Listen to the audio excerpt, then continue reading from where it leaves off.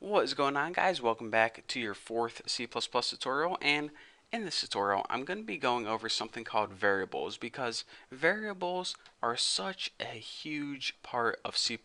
I can't stress this enough. So let's go ahead and tap into our memory banks and try to remember back in like 7th grade when you first started learning about variables. And if you can't remember, let me give you a brief history lesson. Variables are basically just placeholders. That's all they are. So let's go ahead and say we had a variable named x and we set it equal to bacon. Well then, whenever we would have a sentence like Bucky loves x, we knew that x equals bacon, so this meant Bucky loves bacon. Simple enough. So let me give you guys another quick example. Say x was equal to 7. So then when we had a statement like 5 plus x, we knew that this meant 5 plus 7. Simple enough. So as you can see, a variable is basically just a placeholder. Now, let me go ahead and show you guys how to make variables in C++.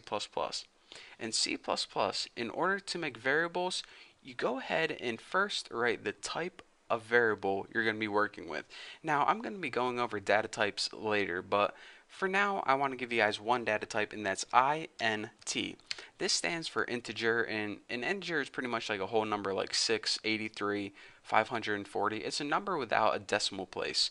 So now that you gave C++ the type of data you're going to be working with, you need to go ahead and name your variable. Go ahead and name it anything you want. I'm going to go ahead and name mine tuna. So now it has a type and a name. So now all we have to do is use the equal sign and set it equal to a value. So since this has to be equal to a whole number, let's set it equal to 6. It doesn't matter what whole number you set equal to, but I just like 6. It's easy to type. So now we have the variable tuna, and C++ knows that it's an integer and it's equal to the value of 6. So now what can we do with variables? Well, just like we can print out text on the screen, we can also print out variables just as easy. So if you went ahead and said cout and just go ahead and print it out tuna, we can go ahead and build and run this, and it would print out not the word tuna, but it would print out 6, just like that. So that's pretty cool, and that's the basics of variables and how we can use variables in C++. And actually, in this tutorial, what I was planning on doing is building a simple calculator. Um, Let me go ahead, and I guess I have time for this. Let's go ahead and make two variables, and I'll show you guys another cool thing that you can do with C++. Let's go ahead and make make a variable called a, and we'll set it equal to 4. Let's go ahead and make another variable called b, which is of course an integer because that's the only type we know right now, and we'll set this equal to 21 or something. Doesn't matter as long as they're both numbers. Now let's go ahead and make another variable called sum, and this sum is going to be equal to a plus b.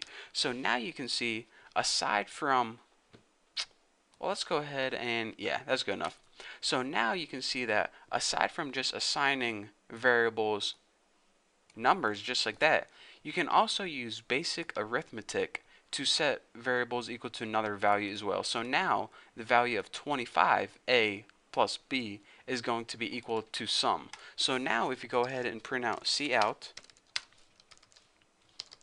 sum, and then we go ahead and we build and run this, check it out. It prints out 25 on the screen. Pretty cool, huh? So again, in this tutorial, I want to show you guys that in order to make variables, go ahead and write the data type, what do you want the name of the variable, or excuse me, what you want the name of the variable to be, and what you want the value of the variable to be. And then, aside from just assigning variables basic values, you can also use basic arithmetic like a plus b, b minus a. You could have done that. Let's see, if you had b minus a, let's go ahead and see what the value of that is. 17.